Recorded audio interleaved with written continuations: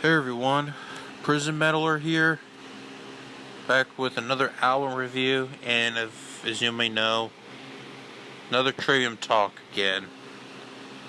Um, Today we have our next review, and it's going to be Shogun. Now, let's talk about the songs, actually I take the back. Let's talk about the musical lyrical themes here.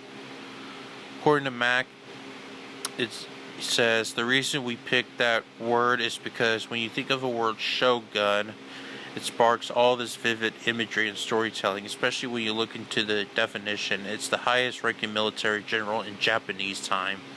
We really dug it. We felt it was an appropriate name for the album. Now, as y'all may know, this is my favorite Trivium album. I fucking love this album. This is one of the rare times of an album after the year, around the 21st century. This is one of the rare times of a metal album in the 21st century that I rate every single song a 10 out of 10.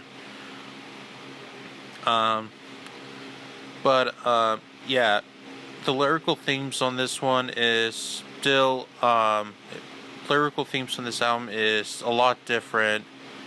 As y'all may know, unlike from the Crusade, it's mainly about like some crime or history. This one is about some like Japanese war and the Greek mythologies. That's what it's mainly about. Let's talk about the song lyrical. According to this album has a few songs that deals with the the songs Into the Mouth of Hell We March and Tour Between Scalia and Charybdis. I can't even say that name right. It tells the story of choosing whether to face the giant Charybdis of a six-headed monster, Scalia, and For He Who Spawned the Furies is about a Titan devouring his children and castrating his dad, his father Uranus, creating the fucking Fury, some weird ass shit. And the Prometheus and the Crucifix is about a Prometheus and the crucifixion of Jesus. Think of like the movie The Passion of the Christ. Like Callisto to a Star in Heaven is written from a perspective of a nymph Callisto with a lot of religious shit going on. Yeah, it's just mainly about religion and war, mainly about this album. But instrumentally, instrumentally, it's very unpredictable. Yes, this album brought back the extended amount of screaming. Yes, there was some screaming on Crusade, but it's only like a few songs. This one is used like in every single song. But he still uses his James Hetfield voice, though. I can't even tell my favorite song on this one. Every song is just 100% perfect.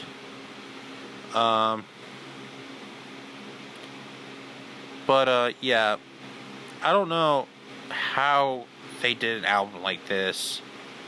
I thought, before I get to this album, I thought Ascendancy was going to be their best. Until I listened to this album. Holy shit, I have not heard an album this good in my life. Well, let's get some background information.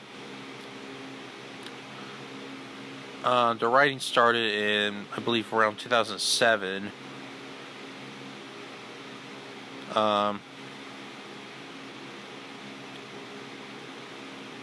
Crusade, Matt did almost sing, so we're bringing back some of the screaming.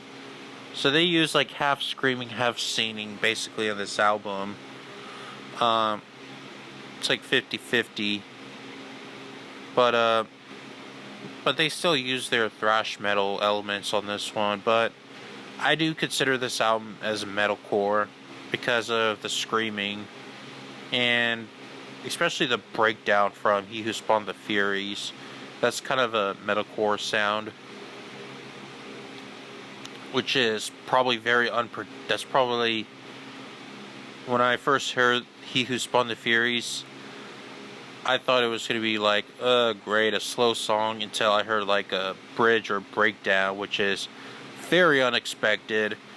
Pretty much every single song, you just don't know what the fuck's going to happen. You just don't know what's going to happen on this album. You heard it's going to be like a generic radio song, and then something really heavy just happened. That's what this album is. It's very unpredictable. That's how I consider this album, extremely unpredictable. Every single song is just perfect. You don't know what whenever a guitar solo starts. We thought it's going to be like a same background, but no, it's just much different transition.